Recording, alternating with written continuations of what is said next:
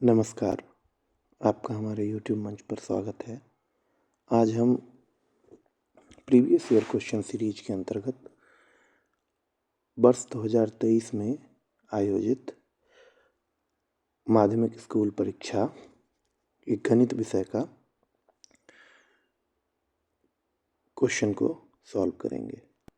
Objective questions हैं ये, इसको हम सॉल्व करेंगे और आप इसे शेयर करोगे और चैनल को सब्सक्राइब करोगे तो हम यहाँ देखते हैं किस तरीके से क्वेश्चंस हमें सॉल्व करने हैं, उस पर हम काम करते हैं। तो इस क्रम में पहला क्वेश्चन जो हमारे सामने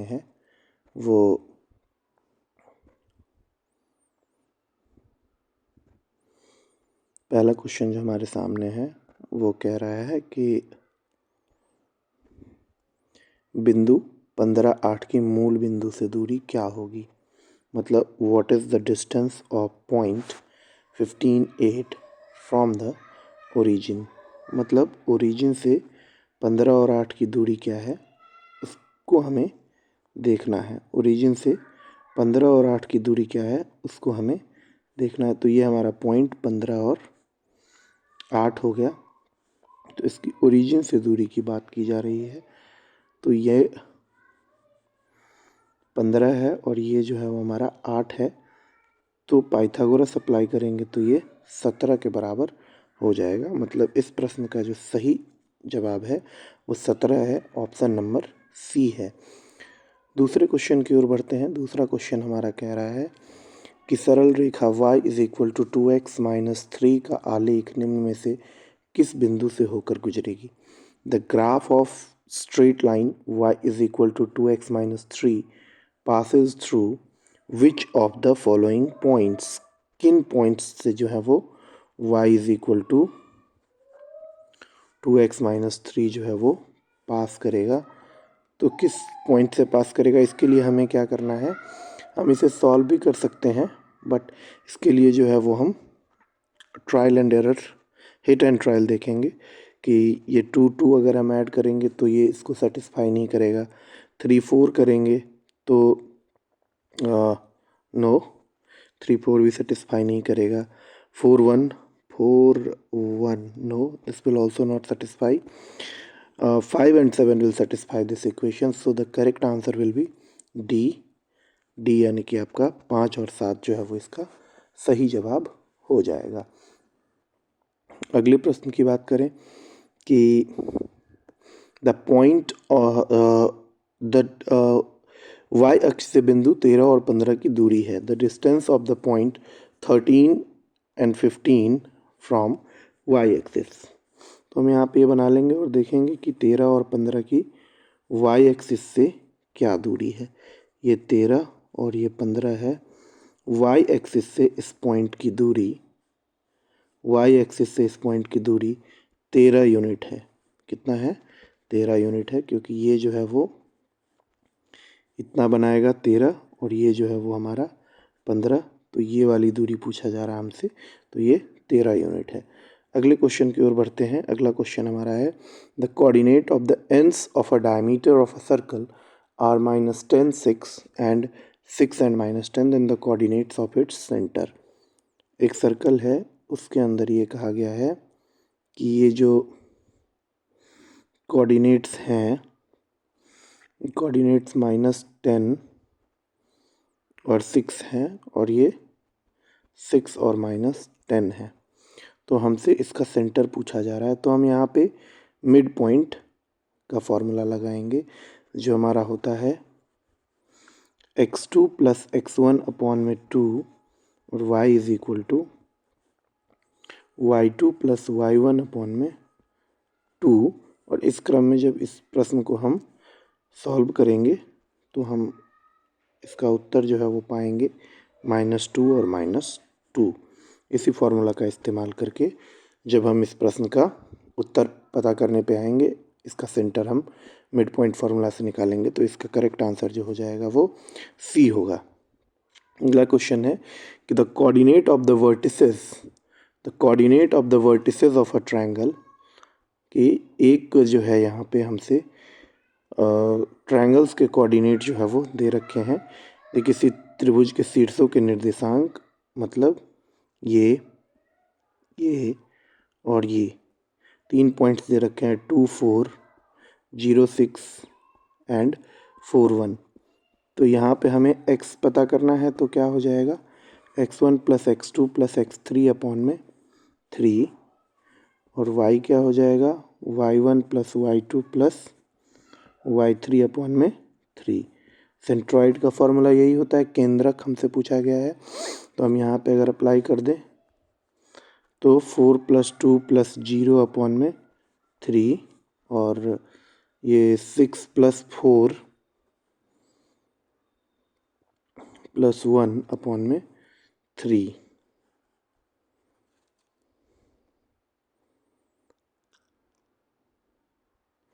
चार और माइनस 1 है ये, तो ये -1 हो जाएगा, ये -1 हो जाएगा। तो ये हमारा जो आंसर हो जाएगा वो 2 और 3, 2 और 3, मतलब ऑप्शन नंबर ए। आगे बढ़ते हैं अगले प्रश्न की ओर। जब हम बढ़ते हैं, अगला प्रश्न हमारा है, कह रहा है कि बिंदु 13 और 19 से x अक्ष पर डाले गए लंब की लंबाई, the length of perpendicular from point 13 19 to x axis. तो यहाँ पे हम पहले इसे ड्रॉ कर लेते हैं कि 13 और 19, ये एक पॉइंट है 13 और 19, 13 और 19 एक पॉइंट है जहाँ पे क्या कह रहा है, डाले गए लंब की लंबाई। तो लंब की लंबाई ये है, मतलब हमसे y एक्सिस का लंबाई पूछा जा रहा है। लंब यहाँ पे ये बनेगा, x एक्सिस पर लंब डाला गया है, ये हमारा x एक्सिस है, और ये जो हमारा है वो y एक्सिस है। तो इसलिए ये जो है वो जो लेंथ y एक्सिस का होगा वही इसका करेक्ट आंसर हो जाएगा।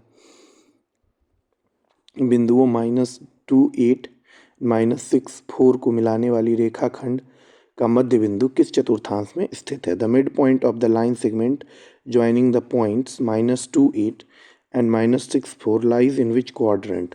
ये कौन से क्वाड्रेंट में लाई करते हैं? तो हमें सबसे पहले इसका मिड पॉइंट पता करना होगा। इसका मिड पॉइंट -2 और 8 और -6 और -4 है। तो इसका जो ये है वो -4 हो जाएगा और 6 हो जाएगा। तो -4 और 6, ये जो हमारा x जो है वो नेगेटिव और y जो है वो पॉजिटिव, वो हमारा होता है सेकंड क्वाड्रेंट में। पीछे हमने इस पे वीडियोस बना रखा है, और आप अगर चाहे तो उसको भी देख सकते हैं, और अगर किसी भी प्रकार का समस्या हो तो आप कमेंट बॉक्स में पूछ भी सकते हैं। यदि P00 Q80 और R012 किसी ट्रायंगल PQR के शीर्ष हैं, तो PQR का क्षेत्रफल होगा। हम इसे एरिया ऑफ ट्रायंगल के हेल्प से भी निकाल सकते हैं, बट यहाँ पे उसकी ज़रूरत है नहीं। हम यहाँ पे इसको ड्रॉ कर लेते हैं 0 0, और ये एक पॉइंट हमने माना कि ये 8 और 0 बना रहा है, और हमने एक पॉइंट माना कि 0 और 12 बना रहा है, यही बनेगा। तो इसको हम कह देते हैं इसको हम कह देते हैं P Q और R। तो ये 90 डिग्री है। तो ये जो यूनिट है यहाँ से यहाँ तक ये 8 है, और ये जो है वो यहाँ से यहाँ तक 12 है। तो हम जानते हैं कि एरिया ऑफ ट्रायंगल होता है half into base into height. तो यहाँ पे हाफ, बेस जो है वो हमारा कितना है, 8 है, और हाइट कितना है, 12 है। तो ये हो जाएगा 48 स्क्वायर यूनिट, ये हो जाएगा 48 स्क्वायर यूनिट। ये आपका सही जवाब हो जाएगा। ऑप्शन नंबर बी जो है वो इसका सही जवाब हो जाएगा। किसी त्रिभुज के शीर्ष बिंदु का निर्देशांक, ये उसी का हिंदी वर्जन है, ठीक है। तो coordinate of the vertices of a triangles are 0 6 0 0 and 8 0 then the perimeter of the triangle. तो इसको भी हम ड्रॉ करेंगे ट्रायंगल को।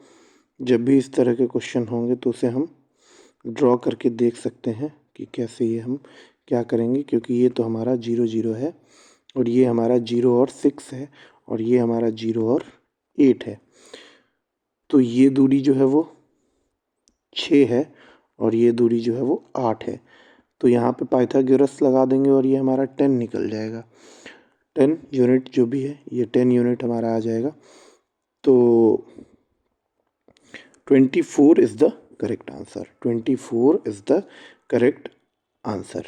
अगला क्वेश्चन कह रहा है कि दो रैखिक समीकरणों के लेखा चित्र यदि समपाती रेखाएं हैं तो उनके कितने हल होंगे। In the graph of two linear equation is coincident line, then how many solution do they have. उनके कितने सॉल्यूशन बनेंगे, तो उनके अनगिनत हल बनेंगे। जब भी कोई लाइन कोइंसिडेंट हो जाता है एक पे दूसरा, तो वो क्या करता है, एक दूसरे को जो है वो सेटिस्फाई करेंगे हर एक पॉइंट पे, इसलिए जो है वो इसके इनफाइनाइट नंबर ऑफ सॉल्यूशन जो है वो देखने को मिलेंगे, infinitely many solution. The graph of equation 2x minus y minus 3 is equal to 0 and 12x plus 7y minus 5 is equal to 0. Which type of straight line these are? कौन से type के straight line है, तो 2 upon में 12 is not equal to minus 1 upon में 7.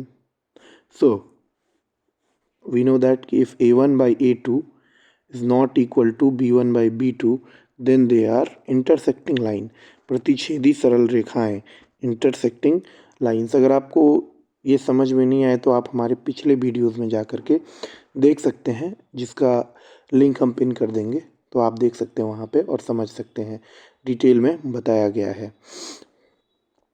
x minus Y का आलेख कैसी सरल रेखा होगी। x माइनस वाई का आलेख कैसी सरल रेखा होगी, मतलब x is equal to y है, x is equal to y है, तो हम बना के भी देख सकते हैं 1 1 2 2, इस तरह से अगर हम बनाते हैं तो 1 1 2 2 3 3, इस तरीके से ये बनता जाएगा। तो ये जो है वो क्या है हमारा, जब भी x is equal to y होगा तो मूल बिंदु से जाती हुई, मतलब ओरिजिन से passing through origin. Which type of a straight line will be the graph of x minus y is equal to 0? It will be passing through the origin. C is the correct answer. निम्नलिखित में से कौन द्विघात समीकरण है। Which of the following is a quadratic equation? तो quadratic equation होने के लिए, क्वाड्रेटिक इक्वेशन होने के लिए जो पहला शर्त है वो क्या है, क्वाड्रेटिक इक्वेशन होने के लिए जो पहला शर्त है वो इक्वेशन को ax² plus bx plus c will equal to 0 and where a is not equal to 0, जहाँ पे a जो है वो 0 के बराबर नहीं है, इस कंडीशन को जो है वो फुलफ़िल करते होना चाहिए। तो यहाँ पे हम देख रहे हैं पहला वाला ये कंडीशन फुलफ़िल नहीं कर रहा है। अगर हम दूसरे वाले को देखें, दूसरे वाले को होल्ड पे रख सकते हैं। तीसरे वाले को देखें, तीसरा वाला भी इस कंडीशन को फुलफ़िल नहीं कर रहा है। चौथा वाला देखें, चौथा वाला भी जो है वो इस कंडीशन को फुलफ़िल नहीं कर रहा है। So B will be the correct answer. इधर you can check it also when you will solve, you find that कि x plus 2 whole square is equal to 3x plus 4 is a quadratic equation. So the correct answer is B. यदि समीकरण 2x square plus p x minus 3 is equal to 0 का एक मूल minus 3 हो तो p का मान, मतलब आपसे ये कहा जा रहा है कि 2x square plus p x minus 3 is equal to 0 का एक सॉल्यूशन अगर माइनस 3 है तो p का वैल्यू इन दिस केस हमने क्या करना है, इस माइनस 3 को इसके अंदर पुट करना है।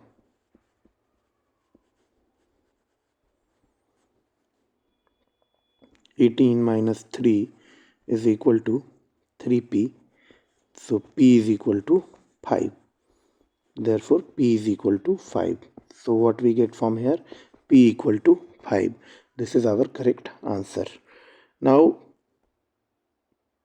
k के किन मानों के लिए द्विघात समीकरण के मूल वास्तविक और समान है। For what values of k the roots of the quadratic equation are real and equal.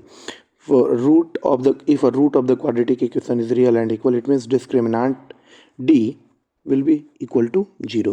So here we can find d.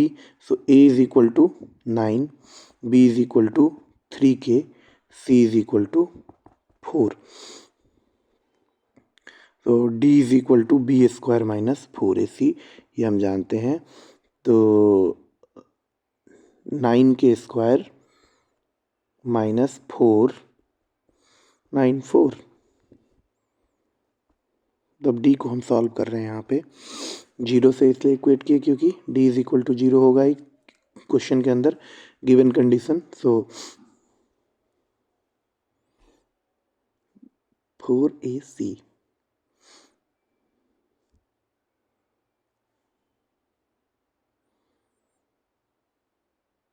9 के square, this 4 into 9 into 4 is equal to 9k square. So we can cancel with 9 and 9, and k square is equal to 4, therefore k is equal to plus minus 4. We will get our answer k is equal to plus minus 4. So the correct answer is A. A जो है वो इसका correct answer हो जाएगा। ए जो है वो इस क्वेश्चन का करेक्ट आंसर हो जाएगा। अगले क्वेश्चन की ओर बढ़ते हैं। 17 नंबर क्वेश्चन जो हमारा कह रहा है कि x square plus 3px plus 2p square is equal to 0 के रूट्स अल्फ़ा बीटा हो और alpha square plus beta square is equal to 5 हो, तो p का मान जो है वो हमें पता करना है। तो यहाँ पे अगर हम देखें alpha plus beta is equal to जो है वो हमें क्या पता कर सकते हैं, -3p, एंड अल्फ़ा बीटा जो है वो हम पता कर सकते हैं 2p square. So alpha square plus beta square we have given it's 5। Now अगर हम यहाँ पे अल्फ़ा प्लस बीटा का होल स्क्वायर कर लेते हैं तो alpha square plus beta square plus 2 alpha beta we will get in this case. So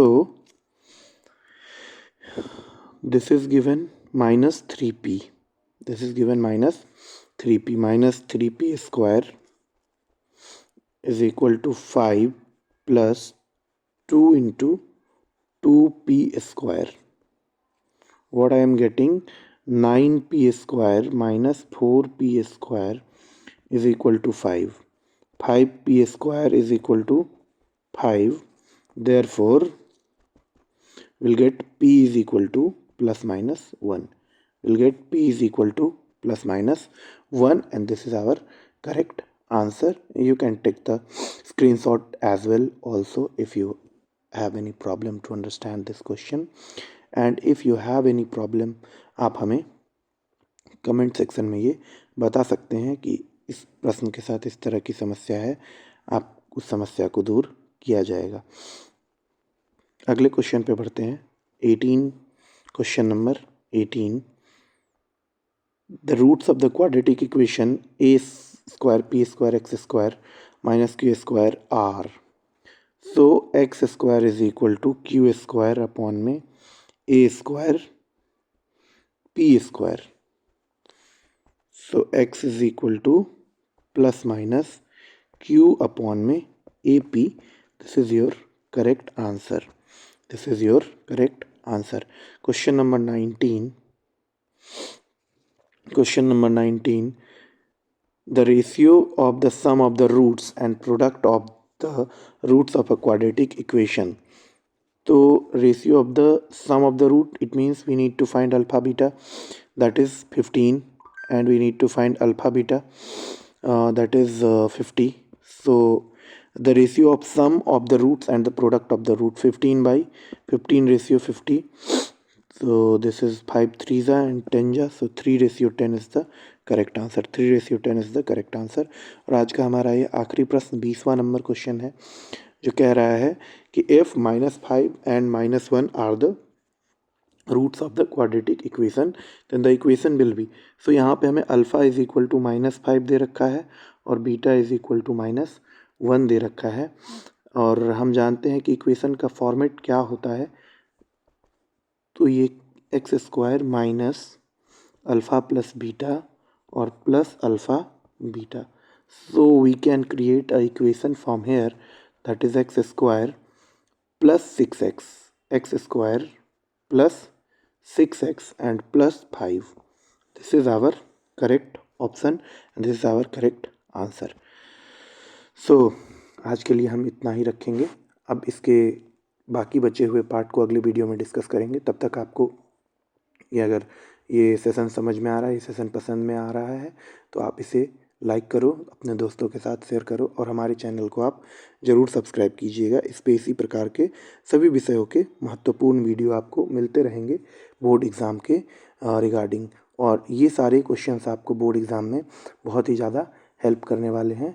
सो आप ज़रूर इसे देखेंगे और आपको किसी भी तरह का समस्या अगर देखने को मिलता है इन वीडियोज़ के साथ, इसमें किसी प्रश्न में अगर किसी तरह का समस्या हो रहा है तो आप ज़रूर हमें बताओगे कमेंट के माध्यम से, हम उसको दूर करने की कोशिश करेंगे। Signing off.